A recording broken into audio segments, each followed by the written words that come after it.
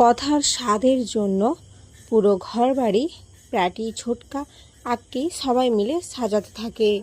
প্র্যাটি সবাইকে ইনস্ট্রাকশন দিচ্ছিল কিভাবে কি সাজাতে হবে। তখনই ওখানে ছোটকা চলে আসে সিঁড়ি নিয়ে। প্র্যাটি বলে, এই তুই সিঁড়ি নিয়ে কী করছিস, আর এখানে কেন রাখছিস, ওই দিকটায় যা, ওই দিকটায় যা। তখনই পিসিয়া চলে আসে। পিসিয়া এসে বলে যে আমার ভাই কেন করবে, তুই কর। এরপর প্র্যাটিকে ডালের কাঁটার ভয় দেখিয়ে সিঁড়িতে উঠিয়ে সমস্ত কাজ করায়। এরপর পিসিয়া বলে, এবার তোরা এখান থেকে চলে যা, কারণ এখানে তোদের থাকা যাবে না। ছোটকা বলে, কেন কেন আমরা কেন কথার সাথে থাকবো না?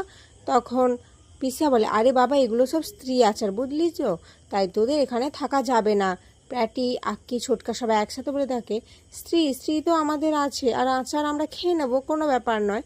তখন পিসিয়া বলে, আরে এত কথা বলতে পারবো না। তখনই ঠাম্মি চলে আসে। ঠাম্মি বলে, হ্যাঁ এগুলো সব স্ত্রী আচার, বুঝলে তো, স্ত্রীদের অনুষ্ঠান, এখানে তোমরা থাকলে হবে না।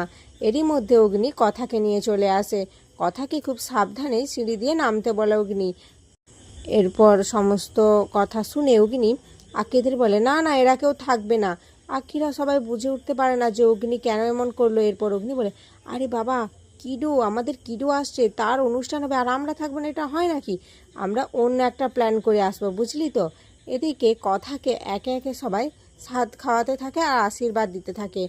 চিত্রা কথাকে যখন আশীর্বাদ করে তখন বলে, তুমি মনে মনে বলে, তুমি আমাকে আগেরবার ধরে ফেলেছিলে কথা, কিন্তু তোমার এই সুখ আমার সহ্য হচ্ছে না। তোমাকে ভালোবাসা দিয়ে সবাই মাথায় তুলে রেখেছে, যেটা আমি একদম সহ্য করব না। তোমার কি হাল করি সেটা তুমি একবার দেখো। এদিকে কথাও মনে মনে ভাবছে, আমি জানি মেজমা, তুমি নিশ্চয়ই আমার কোনো ক্ষতি করতে চাইছো, কিন্তু তুমি ভুলে যাচ্ছ যে তুমি একজন মা, একজন মায়ের ক্ষতি করার চেষ্টা করছো। যে মা তার সন্তানকে নিজের জীবন দিয়েও আগলে রাখবে, তাই আমাকে খুব সতর্ক থাকতে হবে তোমার জন্য। এরপর একে একে সবাই আশীর্বাদ করা হয়ে গেলে ঠাম্মি বলে, আরে এখন তো একটু নাচ গান করলে ভালো হতো কি, তাই না? তখন পিসিয়া বলে, হ্যাঁ আমি সেই ব্যবস্থা করে রেখেছি।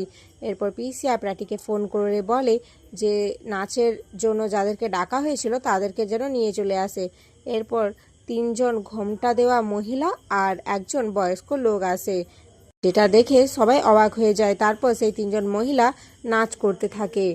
নাচতে নাচতে ঋতু আর জুনিও তাদের সাথে নাচ করতে থাকে। এরপর ঋতু সেই ঘোমটা দেওয়া মহিলাটার মুখ থেকে ঘোমটা সরিয়ে দিলে দেখতে পায় যে সেটা আর কেউ নয়, প্র্যাটি। এরপর একে একে সবাই ধরা পড়ে যায়। আসলে ওরা সবাই ছিল অগ্নি, প্র্যাটি, ছোটকা আর আক্কি, যারা লুকিয়ে লুকিয়ে কথার স্বাদ দেখতে বা স্বাদের অনুষ্ঠানে যোগ দিতে চেয়েছিল। ঠাম্মি বলে, তোমরা যখন নেশেই পড়েছো তাহলে আর কি করার আছে, তাহলে বুড়োটাকেও ডেকে নিয়ে আসি। এরই মধ্যে HOF চলে আসে। কর্তা দাদু এসে বলে, এই কাকে বুড়ো বললে? তখন কথা বলে, না না, কাউকে বুড়ো বলেনি কর্তা দাদু, এসো আমরা সকলে মিলে এখন আনন্দ করি। এরপর এভি বলে, আজ আমি নিজের হাতে কথার জন্য পায়েস বানাবো, আমার কিডো আমার হাতে তৈরি পায়েস খাবে। এরপর রান্নাঘরে এভি পায়েস বানাতে থাকে। আর এখানেই আজকের পর্ব শেষ হয়ে যায়।